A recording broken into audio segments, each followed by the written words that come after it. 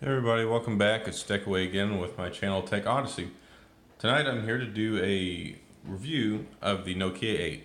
So I talked about this previously whenever I switched out my iPhone 10 or iPhone X, whatever you call it.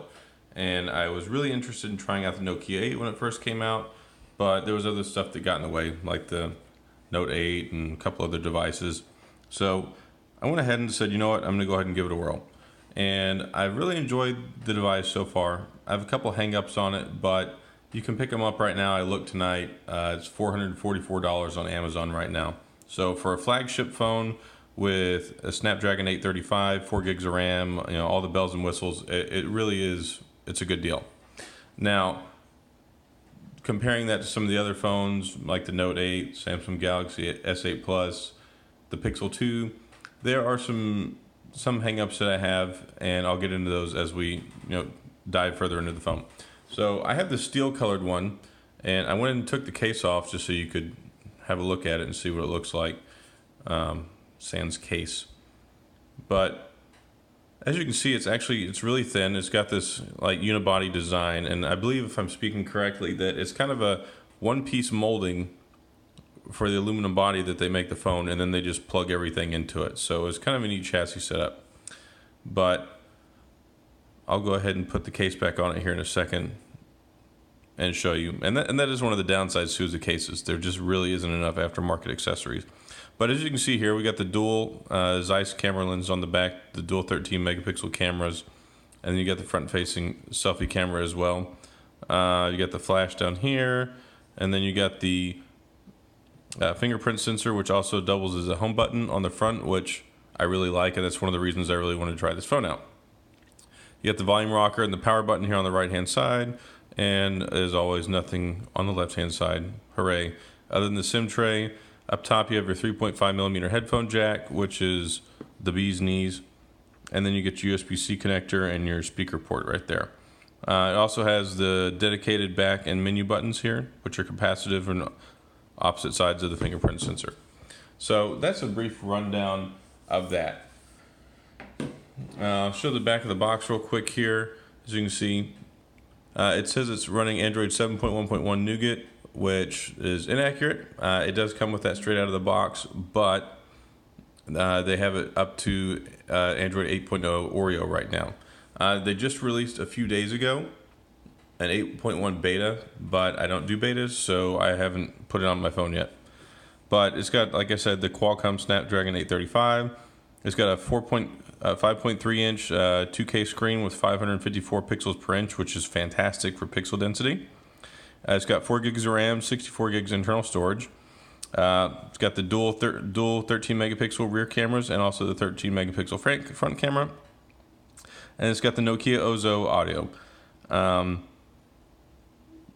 It's audio. I mean, it sounds good. The speaker is good for what it is. I wish it were a little louder. I really wish that it had a functional speaker on the front as well, but for what it is, it works well. And it has the 360-degree audio capture and playback, which is pretty neat because you get the spatial stereo audio. So that's a really cool feature. All right, so I'll go ahead and show you the case that I have here. I can't remember what brand it is. I got it for like $10 off of Amazon, and this is what most of the cases that I've seen look like. They're just a typical TPU style case. There's not a whole lot fancy out there. Skin Tomy and Armor Shield, I think it is, have the film style screen protectors, the liquid application ones, and I went ahead and put it on here day one, and it works fantastic. I got it on there without any bubbles or any of that other stuff, so it's been really good, and the sensitivity is great too as far as the screen goes. So getting into the phone, go ahead and see here. You can see how fast it loads, and that's one of the problems that I have. It's not the fastest as far as turning the phone on once you use the fingerprint sensor. See, it's kind of a bit of a lag right there, and I apologize for see if I can increase the lighting here. So, all right, so screen off. Fingerprint sensor applied. It's really kind of slow, and I'm not really crazy about that, but it works, so I'm not going to complain about it too much. So this is what the screen here looks like. I have the factory background on there. One thing, if you ever notice about any of my reviews, I never change the background. So what you see is what you get. Whatever comes in the box, already loaded on the phone, that's what I use. So the page flipping, you can see, it's not the fastest in the world. I don't know if it's just by design. The guy that set it up said, you know what, this is the ideal page flipping for me. I would like it to be a little snappier, but it's not bad. Of course, with Android Oreo, you swipe up, you get the app drawer, which is super cool. That's one addition that I really like, especially after I got used to it. When I first got the Samsung Galaxy S8 Plus, I was like, holy cow, I can't ever get to the app drawer, but it's second nature now. And then you just swipe down to make it go away. So that is cool. I like that. You swipe to the right, all the way over to the right, you get the Google Assistant, which is cool. That's pretty much a mainstay with most phones nowadays they're running Android 7.1 or higher. Even the blue phones that I've been reviewing have it nowadays, so that's cool.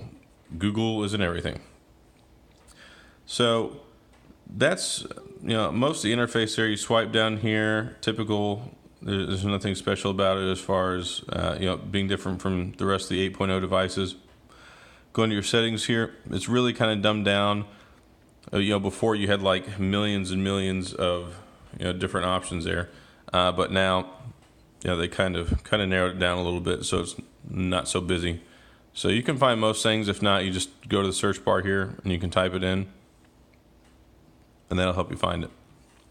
So display, you can change some stuff in here. Adaptive brightness, don't like that. I always leave it off, but you can use the advanced because it's got the always on screen, which is cool. It's just enough. It doesn't really drain the battery.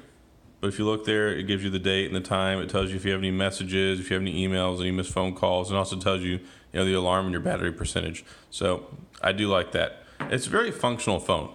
It's paired and tailored down, pretty much a stock Android experience. There's no fancy skinning or overlays or anything like that, but it works well. It just doesn't seem like, my biggest complaint is it's not really getting the full power out of the 835 processor.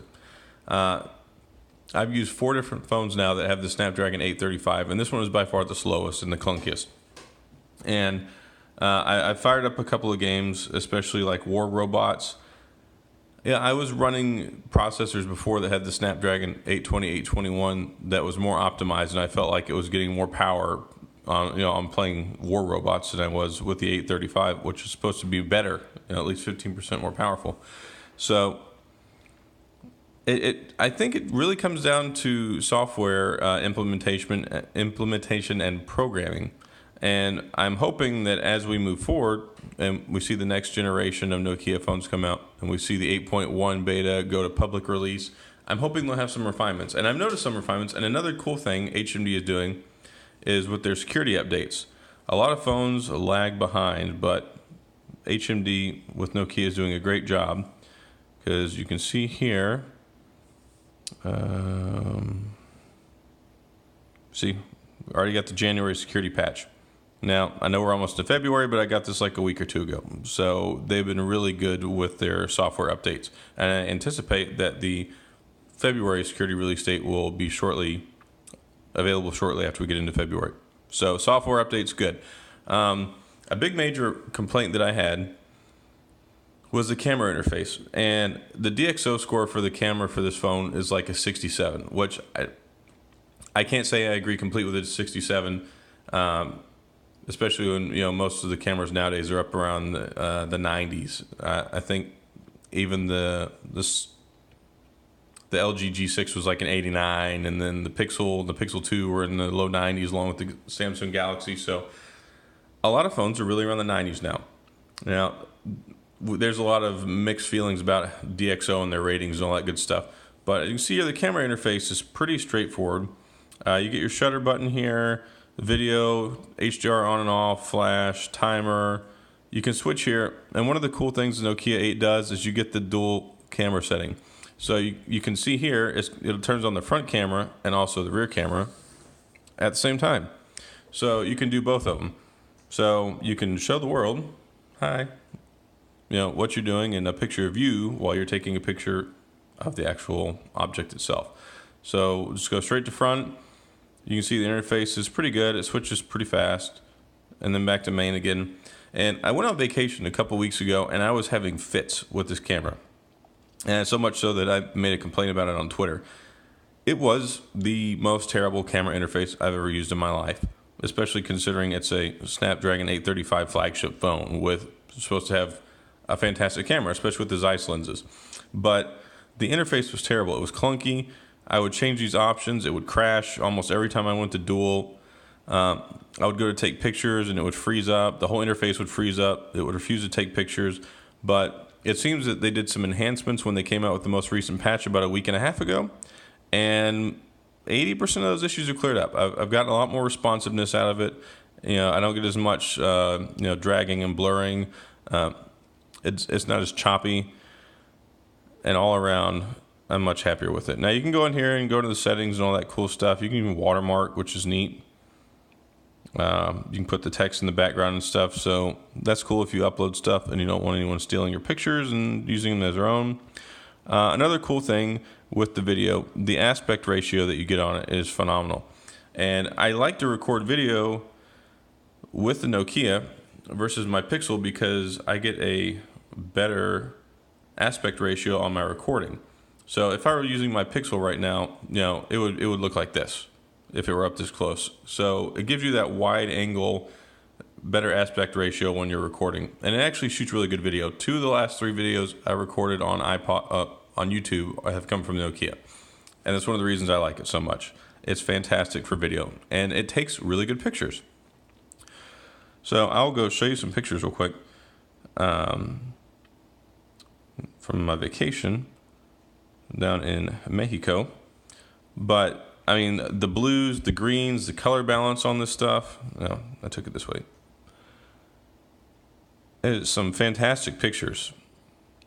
And the saturation to me is just optimum. It's, in between like the LG and the Pixel, but it's not quite in Samsung territory. Because Samsung oversaturates, everybody knows that. But it makes it look beautiful. Well, this one, I think that it's just enough saturation and just enough color depth and balance that it looks realistic and it looks really good. So if you want something that takes really good pictures and you want something that takes really good video, I like it.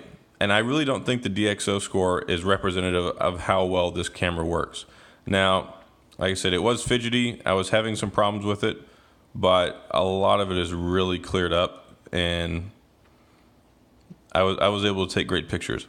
And my best recommendation is take a few. Don't just take one and be like, okay, I got it. Take 2 or 3. That way you make sure you're getting the right exposure and you're getting the best picture that you can. And there's a crab, so that was cool. But I mean, these are probably some of the best pictures that I've taken on a phone before, and it was a good experience, other than the frustration. But like I said, most of that frustration has gone away with the last update, and I'm hoping that as they get into 8.1 and they do some more reviews or do some more updates and stuff, more of those issues will get addressed.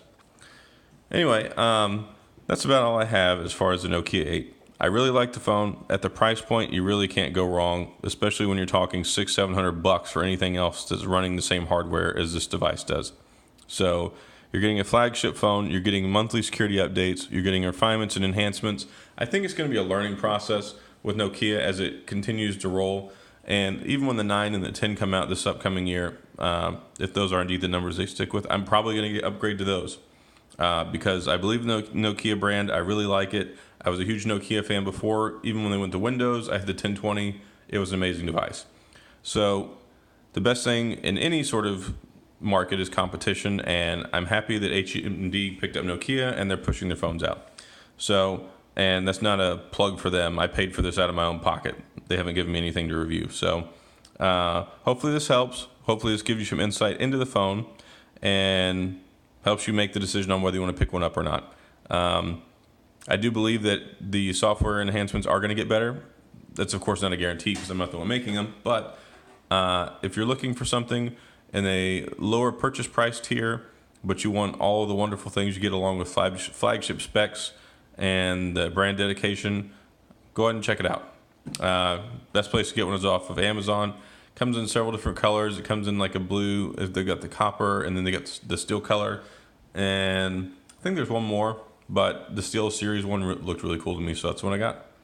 Anyway, thanks for tuning in. I always appreciate y'all's support and your views. Go ahead and share, like, subscribe, and if you have any questions, please put them down in the comment section, and I'll get back to you as soon as possible. Thanks.